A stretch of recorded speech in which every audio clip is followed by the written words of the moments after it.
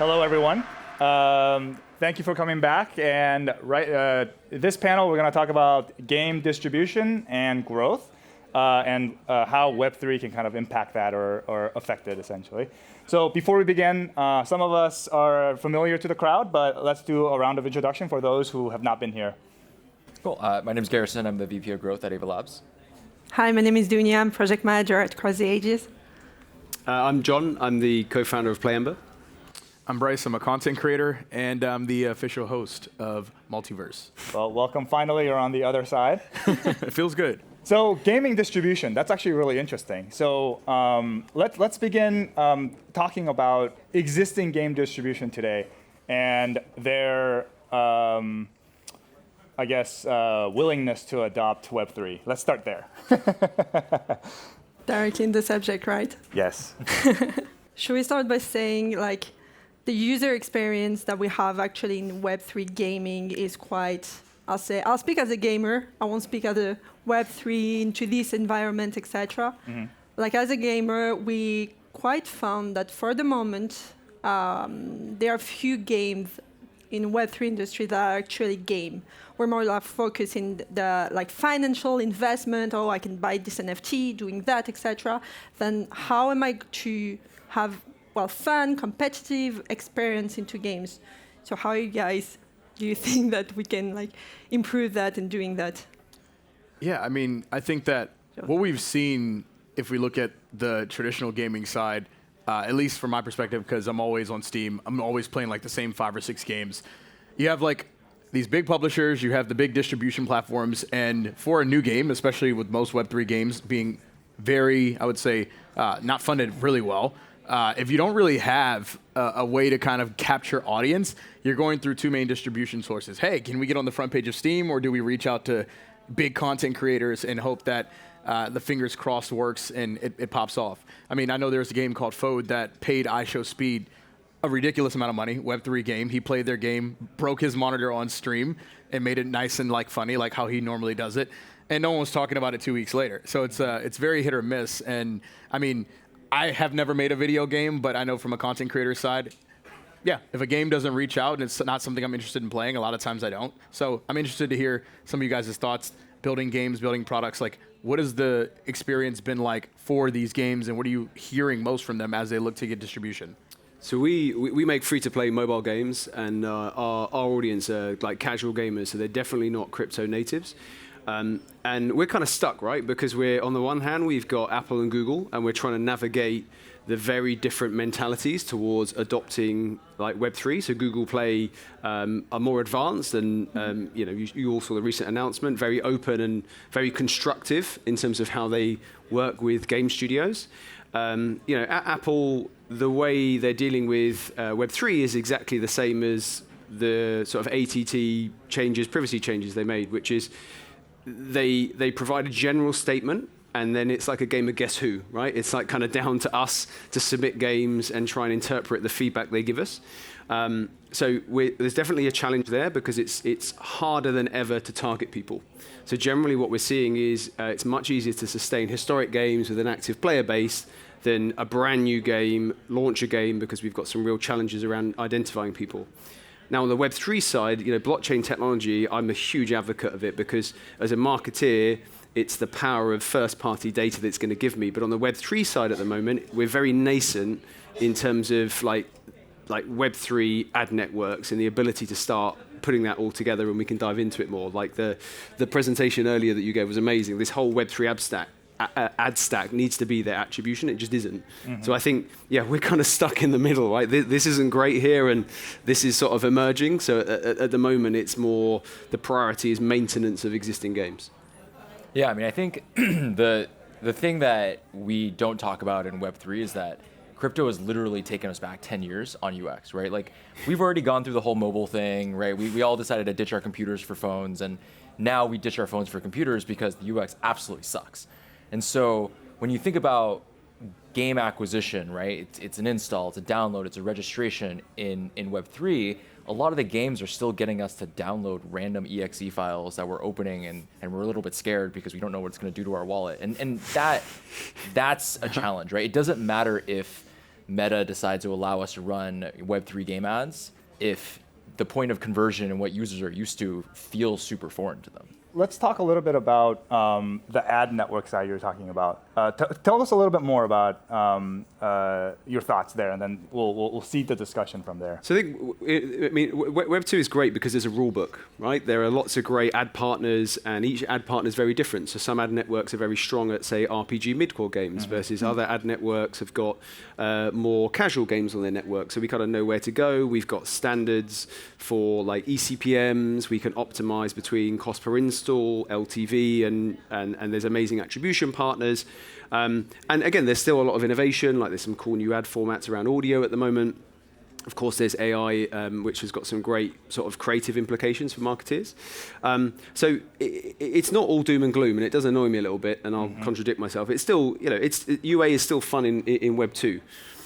When I look at Web 3, what I'm trying to figure out is what does that look like in terms of Web3? And the best analogy, the way I look at it, is this. So, I saw Come To Us here the other day, so I use an example. So when I look at XPLA, it's like, okay, where can I find the best pocket of like mid-core RPG players in Korea, right? And that's like my Korean RPG ad network there. And then just repeat for each country. So it's like a highly decentralized version of like the Web 2 ad network where I can work with, say, Iron Source or AppLovin, press a button, worldwide launch campaigns. Whereas in kind of Web 3, I now need to almost go country by country and do sort of individual deals. Or on the flip side, where guilds are now pivoting, I find that really interesting. Or like what Axia building. On one hand, for me, I look at that as an amazing potential ad network and distribution source. So I can definitely see where Web3 is going, and I'm very bullish on it. But without sounding like the classic Web3 person, we are still a bit early. So at the moment, it's trying to get in early and partner with these companies and sort of find a middle ground where we're a mobile studio, but also sort of educate the Web 2 partners that want to become Web 3 companies that I'm sure will just probably buy some of these Web 3 startups. And traditionally, these kind of information and stack has been closed off in different organizations. And I think one of the interesting things about Web 3 ultimately is that a lot of the player data and the content out there is just readily available, right? And so I wonder how one makes like an ad distribution company, especially if all of the data is kind of readily available anyways. And so from their perspective, maybe it's difficult to come in because it's hard to differentiate from tools that are free or tools that are just built by the community. I don't know, as I said, in this landscape, how it is. Do you guys have any thoughts? So I think most of the ad networks that exist today, I used to build ads products at Meta, right? I mean, you're selling users, right? And Meta owns the users, full stop, right? That's how social networks work. In crypto, no one owns the user. That's the whole point, right? Well, everyone owns it. Yeah, everyone owns the data. No one person owns the data, and so no one can sell it. Right? There's no identity graph. There's no content graph. There's no user exactly. graph. That's exactly what. I have no way of optimizing anything, and then to top it all off, there's no centrally owned surfaces, right? Like you're typically looking for somewhere where users spend a ton of time. What was that? The wallet, maybe the Explorer. Like there isn't this place where we're all spending a ton of time, and so now we're sort of seeing there's this company called Cradle, right? They're picking up remnant inventory on publishers to package up and sell because Google won't sell that inventory to Web3 games. Right. You've got companies that are going to dApps that drive a lot of traffic and saying, hey, can I sell inventory on your site? And that's just sort of where we are right now. Like there aren't a lot of good solutions. I feel like one of the biggest misconceptions that I've heard people talk about in the past around this whole concept is the idea that having user data on the NFT purchases in someone's wallet actually matters. I think it's incredibly overstated because that user purchasing power doesn't actually reflect the reason or rationale behind why a user purchased something. If I purchase an NFT once because I'm looking to flip it, but all you can see is that Block Explorer transaction, and you see that NFT in my wallet. Let's say maybe I never get around to flipping it, or it goes to zero. That doesn't tell Coca-Cola that this person is someone who might want to drink Coca-Cola. But yet, it's like and I've heard it pitched by like multiple companies that are doing stuff in the space around that. They're like, oh man, like being able to visualize what's in people's wallets. I'm like, that doesn't really help, your growth or distribution. Now, like if you had data around this gaming NFT and the amount of time played on the NFT based on some sort of like piece of metadata that's like etched into that NFT that's now in your wallet, then you're like, okay, now I can like dive in and see more of it. But I think that like, to your point about there's no one central platform or like there's no one central game yet where there's enough data to actually be able to understand if it's worth an advertiser's time to even distribute or, try to grow with a given game from an ad perspective. But isn't that kind of the same in Web 2 too? It's like, well, I search for, like baskets on Amazon once, doesn't mean for the rest of my life I want advertisements on baskets. I'm never going to buy another one for another 10 years. But it's kind of the same. That's how advertisement kind of works these days, right? So. Yeah, but those are actual products. Yeah, I guess suppose so. Yeah. I mean, like I think that like when you think of NFTs, okay, if I bought the Doomsday Dog NFT once, I mean it's not really a product versus the basket. I don't know. Maybe you like weaving baskets. I just feel like guilty. I feel like, for example, you could get away with it on like, for example, a Steam where. If you look at my Steam account, you can tell that I played CSGO for 2,800 hours. Okay, another FPS game that might be similar in Web3 could be like, okay, well, Bryce likes tactical shooters like CSGO, like Valorant. Let's try to throw our shooter in front of them. Or if you have that data around the type of mobile game someone is playing, I feel like there's like interesting things you can pull from it. I still think that that's lacking in the wallet perspective. Mm-hmm. Yeah, I think if we had that data on Bryce in Web 2, we'd be messaging you like melatonin pills, like sleep pills, like dude, sleep. But no, it's a really interesting point because then the flip side, this is the other side, right? Is if you take that point, there's a problem in this for brands, right, and also big publishers, right. The nice thing about Web 2 is walled gardens work for these large corporations because Nike don't want to share all that. They don't want to share all this customer data with Adidas. So how's this going to work on public blockchains, right? Where you've got all this readable data on your competitors' customers and the same like publishers. And that's my question when I look at all these subnets being built. I'm like, are you building it because of the technology and the technology benefits from a gameplay perspective, or is this a defensive move? Because the reality is you don't want all this shareable asset and content in other games. You want all this revenue. So I think there's this interesting like ideological point here and I think it's going to shape down between indie games where it's all about the game, it's all about the players, it's all about the audience and ownership versus big public listed corporations where it's all about the share price. Right. Well, also it's one of those situations where and I keep coming back to this. It's almost like a self-fulfilling prophecy where these games that cost millions and millions, hundreds of millions of dollars to make, you want to keep the IP yourself because I just spent $100 million on this. Whereas an indie game, which might have not spent so much money to develop the game, they're more inclined to give it to the community because from their perspective that will harness growth, right? Yeah, I again, it's gonna net out the same in terms of Web 2, but I think the central point that we all agree on is the whole tenet of Web 3 is about user control of what they do and don't do. Mm-hmm. I think it's still TBC, depending on the gaming audience, how important this idea of ownership is. Mm-hmm. I think my personal view is for certain. If we take our audience, I think the ability to trade and potentially profit from that is important. Do they care about ownership? I think if you go back to, say, GDPR, when there were all these new ad networks that raise a lot of money off the basis of, we can target people based on opt-in data, I'm struggling to think of a single one that didn't go bust. Mm-hmm. So I think there's a bit of work around that ideological point to understand from an ad network perspective and a player perspective, just like we always do when we make games, what is their main motivation, and constructing a design flow and an ad network that caters to really what they care about versus, and I'm not saying it isn't ownership because I know a lot of people care about ownership and rightly so, but I'm just saying there is also a large audience that want to play games, want to be able to trade, but ownership, someone else please take care of that for me. You custody my assets. As long as I can access them, sell them, that's great. If you want to monetize my data, I'm cool with that in Web 2, I'm cool with that in Web 3. But there is going to be a crowd that expect to have a direct benefit and profit from the monetization of their data, which, blockchain, I think, can finally solve. Mm-hmm. You were talking about those big publishers that want to keep their IP for them, but isn't blockchain a way for them actually to not sell the entire IP, but part of it. having like a new trend that is going maybe to come with Web3 gaming, in a sense where I don't know. What is your favorite game, for example?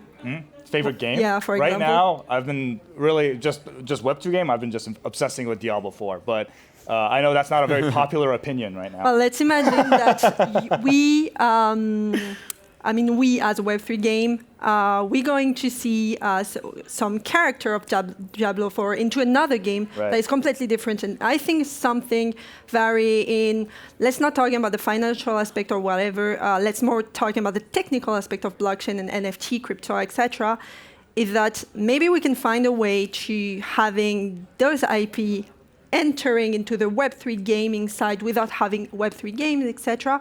But like being able to play to a game with, I don't know, my favorite character for Final Fantasy, for example, or something like this, and being able to having the whole ownership, etc., to create something without having, like buying the whole, I don't know, for example, Square Enix IP or whatever. Right. Yeah, exactly. And I love talking about Diablo because, not because I enjoy it, but historically, if you go all the way back to Diablo 2, a long time ago, like the meta game of building trading things on top of games have existed with D2JSP a long time ago. I don't know if you guys are familiar with Diablo, but it was like this ghetto website essentially that was like a walled garden that allowed people to trade using these like forum gold essentially.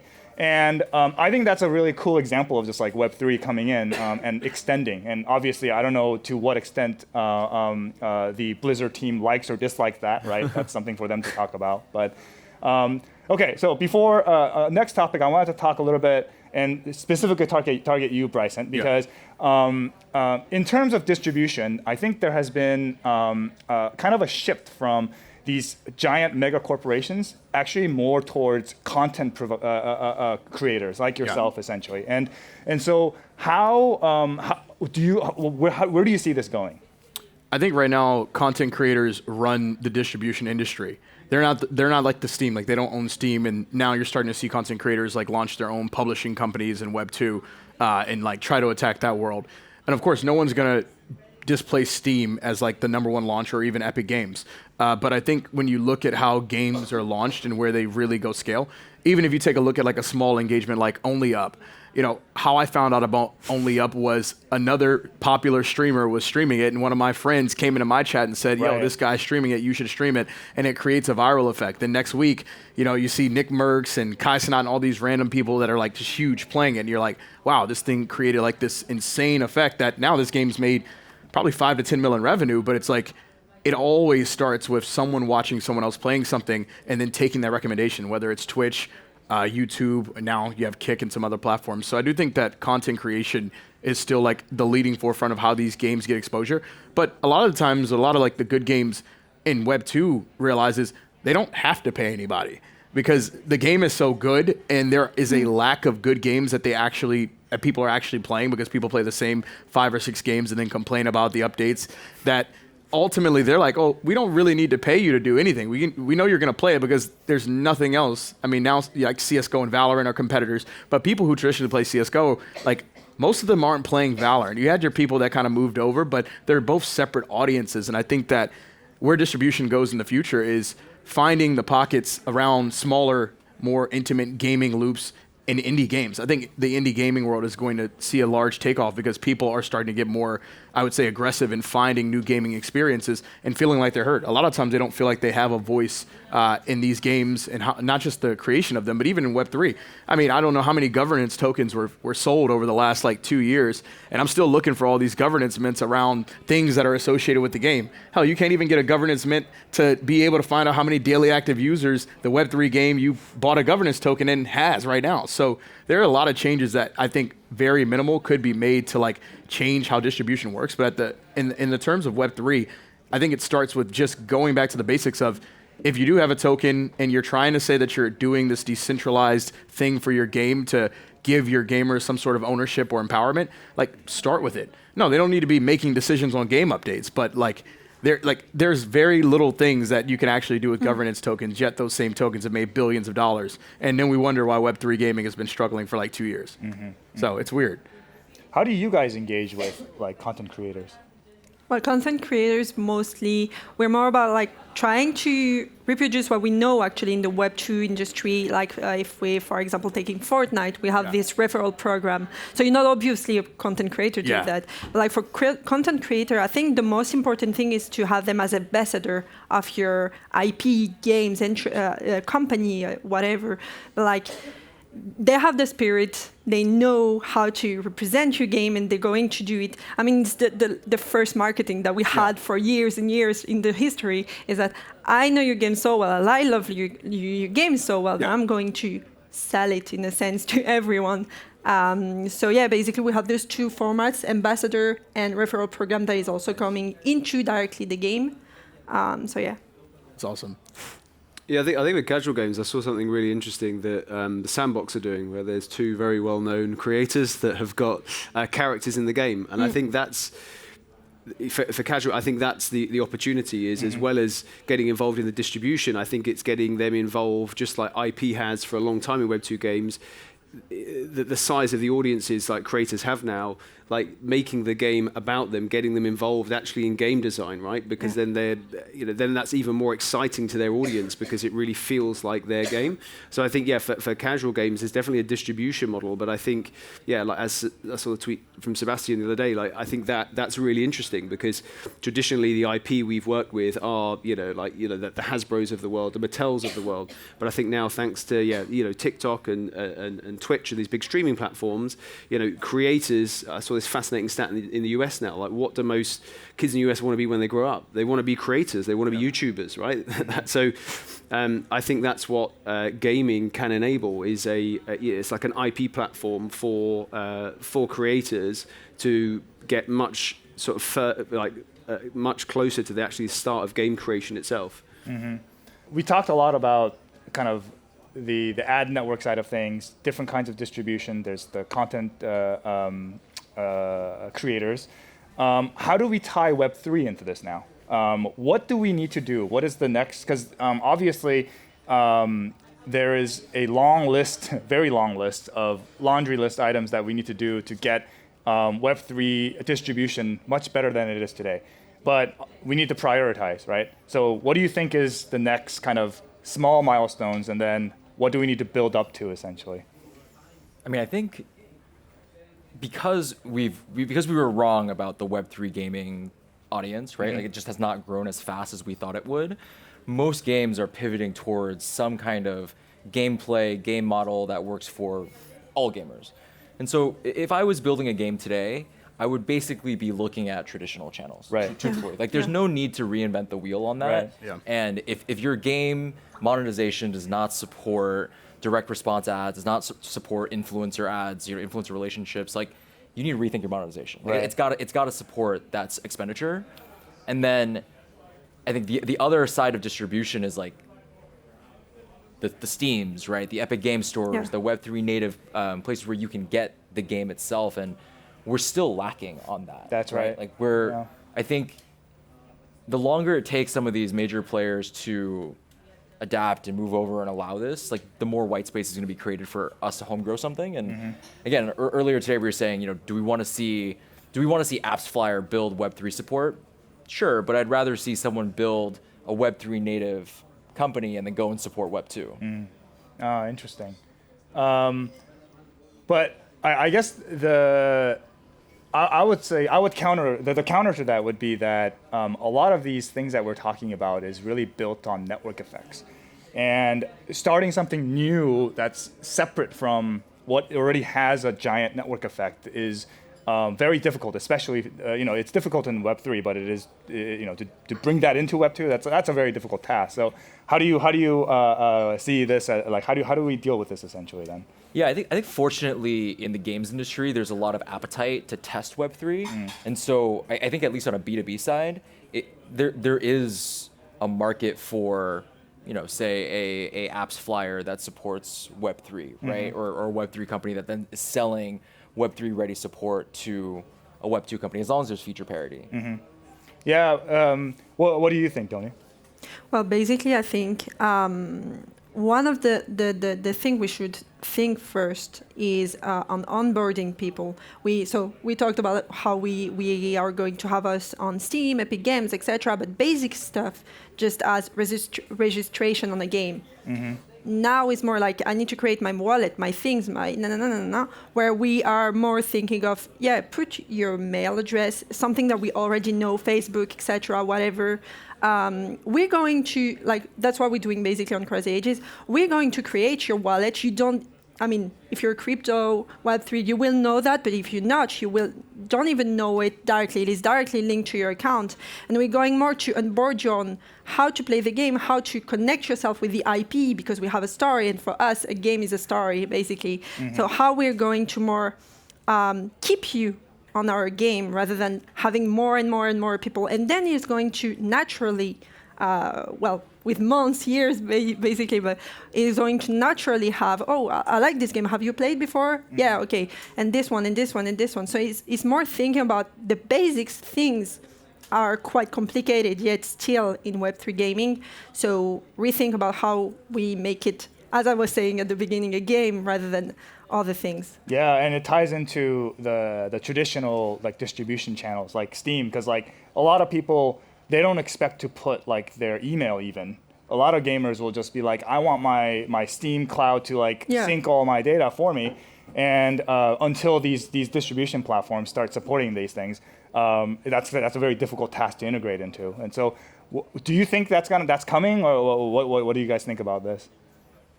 Yeah, I hope for us it's the tipping point. Google Play are moving a lot quicker than anticipated, and that would be the dream, right? Rather than imagine just being able to do all of this with your Apple or Google account. Yeah. Right? Oh, in mobile. Yeah. Yes, that's and correct. all of a sudden, with Apple Pay has got fiat crypto on-off ramps in it. Well, all of this goes away. Mm-hmm. I'm oversimplifying it, but my point is, if you look at it from a normie perspective, I'm not doing anything different. I know how to download an app. I know how to do an in-app purchase. I'm just using everything I know how to do.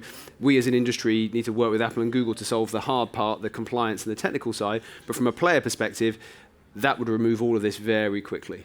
Cool. Wonderful. Well, that's the panel, and thank you very much for your time and wonderful discussion. And thank you, everyone in the audience, for listening in on this conversation about distribution and growth.